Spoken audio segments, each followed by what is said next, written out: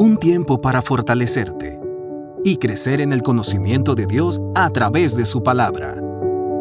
Esto es Reto 365, la Biblia en un año.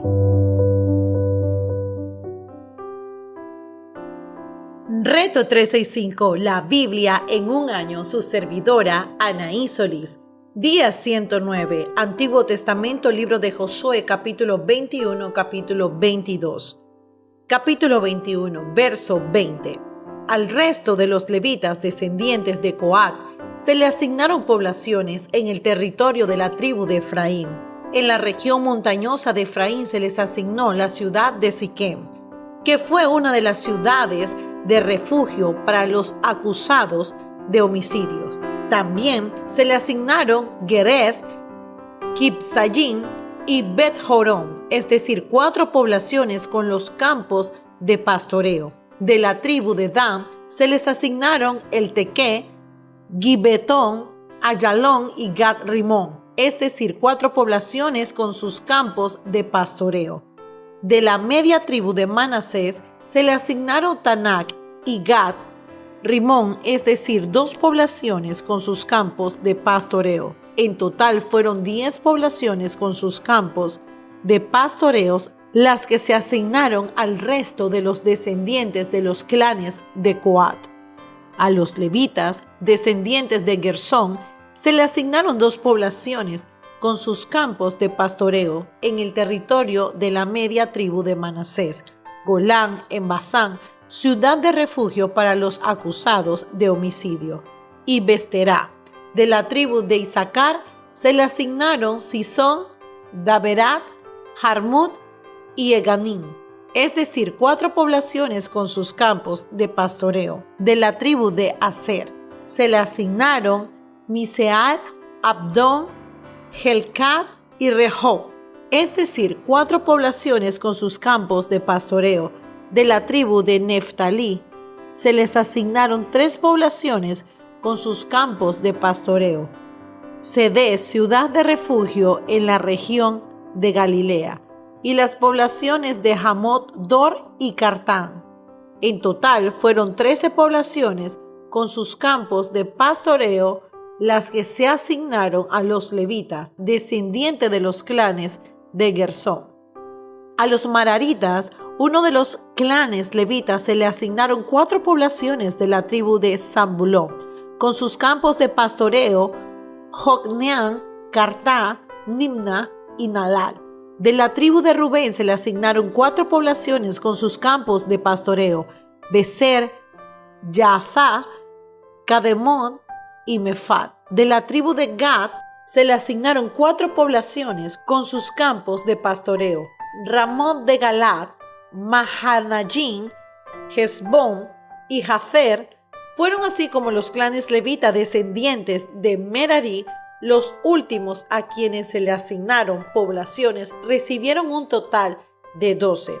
Los levita recibieron en total 48 poblaciones con sus respectivos campos de pastoreo en territorio israelita. Cada una de las poblaciones estaba rodeada de campos de pastoreo. Así fue como el Señor les entregó a los israelitas todo el territorio que había prometido darles a sus antepasados, y el pueblo de Israel se estableció allí. El Señor le dio descanso en todo el territorio, cumpliendo así la promesa hecha por años atrás a sus antepasados. Ninguno de sus enemigos pudo hacerle frente a los israelitas, pues el Señor entregó en sus manos a cada uno de los que se les oponían, y ni una sola de las buenas promesas del Señor a favor de Israel dejó de cumplirse, sino que cada una se cumplió al pie de la letra. Retorno de las tribus orientales, capítulo 22. Luego Josué convocó a la tribu de Rubén y Gad y a la media tribu de Manasés y le dijo: ustedes han cumplido todas las órdenes que le dio Moisés, siervo del Señor. Además, ustedes me han obedecido en cada mandato que les he dado. Durante todo el tiempo que ha pasado hasta este mismo día, ustedes no han abandonado a sus hermanos israelitas, más bien han cumplido todos los mandatos del Señor. Y ahora que el Señor su Dios ha cumplido lo que prometió y les ha dado descanso a sus hermanos, regresen ustedes a sus hogares y a sus tierras que Moisés, siervo del Señor, les entregó al lado oriental del río Jordán, y esfuércense por cumplir fielmente el mandamiento y la ley que les ordenó Moisés, siervo del Señor. Amen al Señor su Dios, condúzcanse de acuerdo con su voluntad, obedezcan sus mandamientos, manténganse unidos y firmemente a Él y sírvanle de todo corazón y con todo su ser. Dicho esto, Josué les dio su bendición y los envió a sus hogares. A la mitad de la tribu de Manasés, Moisés ya le había entregado el territorio de Basán. A la otra mitad, Josué le entregó el territorio que está en el lado occidental del río Jordán, donde se estableció la mayoría de los israelitas. A los primeros, Josué los envió a sus hogares, junto con las tribus de Rubén y Gad, y los bendijo. Así que regresen a sus hogares repleto de bienes, oro, plata, bronce, hierro, gran cantidad de ropa y mucho ganado. Compartan con sus hermanos lo que le han arrebatado al enemigo. Entonces los rubenitas, los gaditas y a la media tribu de Manasés salieron de Silo en Canaán, donde estaban congregados todos los israelitas, y regresaron a Galaad, al territorio que habían adquirido según el mandato que el Señor había dado por medio de Moisés. Cuando llegaron a Guelilot, a orillas del río Jordán, todavía en territorio cananeo, las dos tribus a medianoche construyeron un enorme altar. Los demás israelitas se enteraron de que los rubenitas, los gaditas y a la media tribu de Manasés habían construido aquel altar a orillas del Jordán, en pleno territorio israelita. Entonces toda la asamblea se reunió en Silo con la intención de combatir contra los 2 tribus y media. Por tanto, los israelitas enviaron a Fines, hijo del sacerdote Eleazar, a la región de Galaad para hablar con esas tribus. Con él iban 10 representantes de cada una de las tribus de Israel, jefes de clanes de tribu. Al llegar a Galaad, le dijeron a los de los 2 tribus y media: toda la asamblea del Señor quisiera saber por qué se han rebelado contra el Dios de Israel, como lo han hecho. ¿Por qué le han dado la espalda al Señor y se han rebelado contra Él, construyéndose un altar? ¿Acaso no hemos aprendido ninguna lección del pecado de peor del cual todavía no nos hemos purificado? Nada nos ha enseñado la muerte de tantos miembros del pueblo del Señor. ¿Por qué insisten en darle la espalda al Señor? Si hoy se rebelan contra Él, mañana su ira se descargará sobre todo Israel. Si la tierra que ustedes poseen es impura, ¿creen que esta tierra que le pertenece al Señor, en la cual se encuentra su santuario? Vengan, habiten entre nosotros, pero por favor no se rebelen contra Él ni contra nosotros, erigiendo otro altar además del altar del Señor nuestro Dios. ¿No es verdad que cuando Acán, hijo de Zera, pecó al hurtar de lo que estaba destinado a la destrucción, la ira de Dios se descargó sobre toda la comunidad de Israel? Recuerden que Acán no fue el único que murió por su pecado. Los de la tribu de Rubén, Gad y a la media tribu de Manasés respondieron a los líderes israelitas: el Señor Dios de dioses, si el Señor Dios de dioses sabe bien lo que nos hizo, esto por rebeldía y por infidelidad, y que todo Israel también lo sepa. Si no es así, que no se nos perdone la vida, que el Señor mismo llame a cuenta si hemos construido nuestro propio altar para adorarlo a Él o para ofrecer alguno de los sacrificios ordenados por Moisés. En realidad, lo construimos pensando en el futuro. Tenemos que algún día los descendientes de ustedes le digan a los nuestros: el Señor Dios de Israel no tiene nada que ver con ustedes, descendientes de Rubén y de Gad. Entre ustedes y nosotros, el Señor ha puesto el río Jordán como barrera. Ustedes no tienen nada que ver con el Señor. Si esto sucediera, sus descendientes serían culpables de que los muertos dejen de adorar al Señor.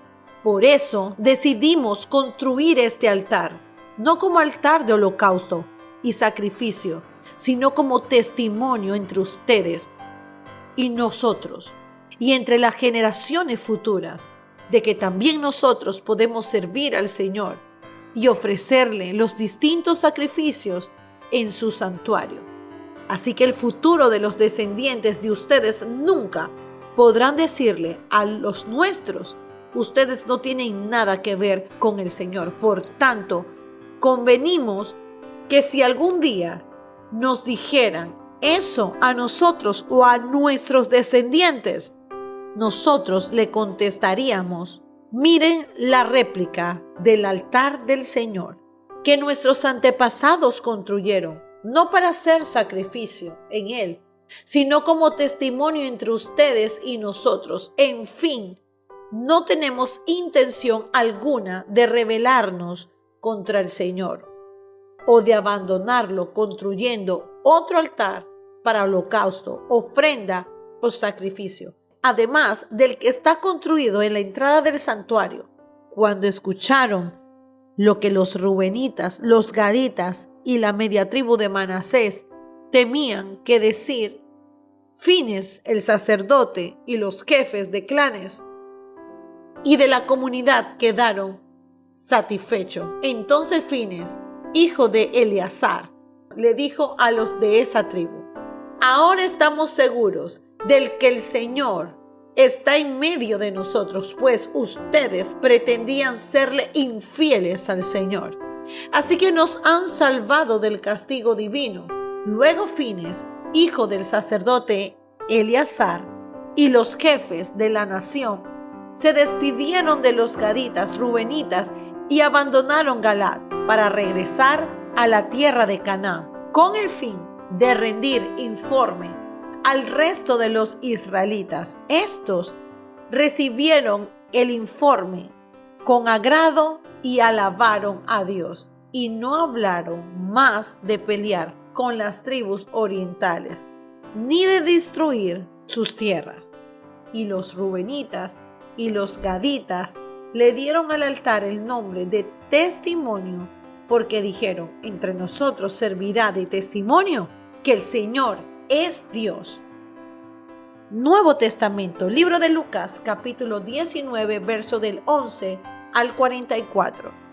Como la gente lo escuchaba, pasó a contarles una parábola, porque estaba cerca de Jerusalén y la gente pensaba que el reino de Dios iba a manifestarse en cualquier momento. Así les dijo: un hombre de la nobleza se fue a un país lejano para ser coronado rey y luego regresar. Llamó a 10 de sus siervos y entregó a cada cual una buena cantidad de dinero. Les instruyó: hagan negocio con este dinero hasta que yo vuelva.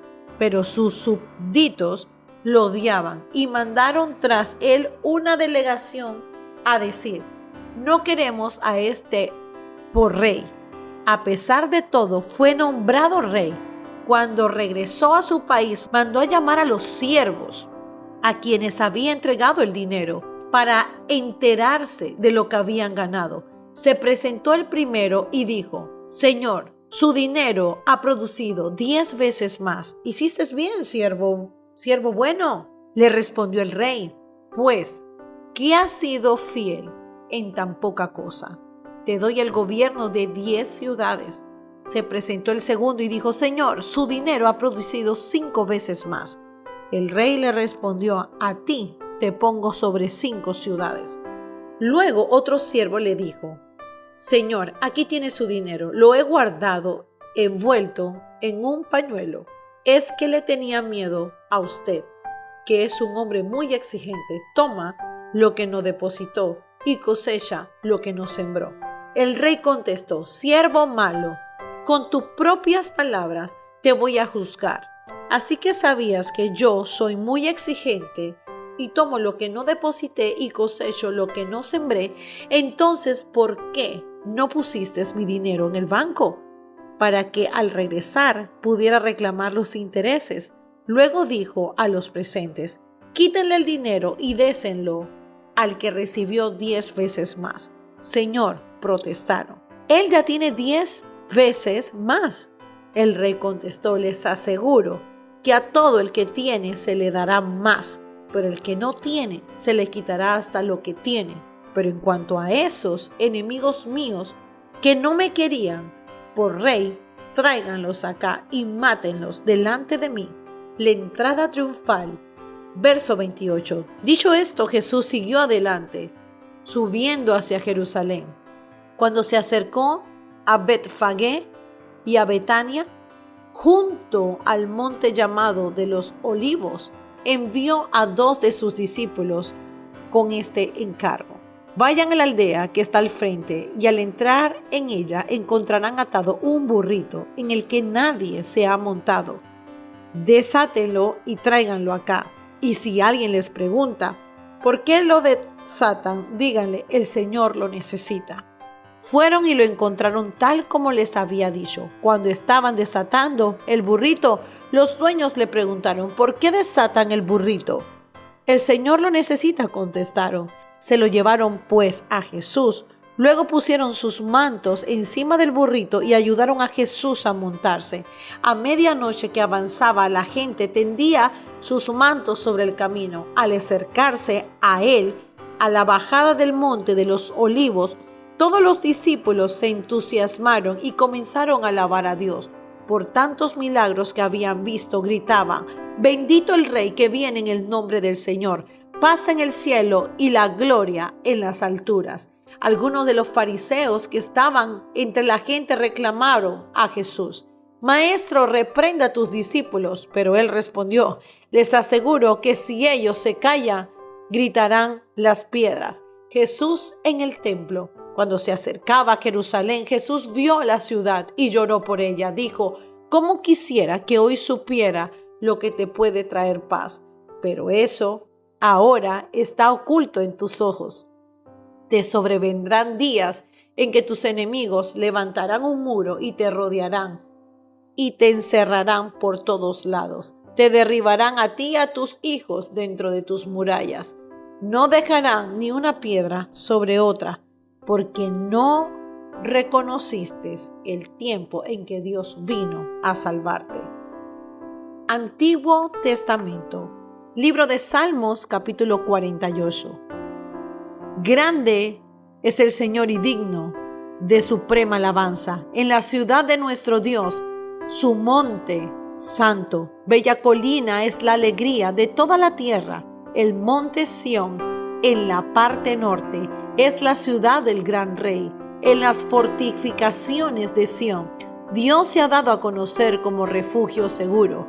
Hubo reyes que unieron sus fuerzas y que juntos avanzaron contra la ciudad, pero al verla quedaron pasmados y asustados emprendieron la retirada. Allí el miedo se apoderó de ellos y un dolor de parturienta les sobrevino. Con un viento huracanado, destruirse las naves de Tarsis.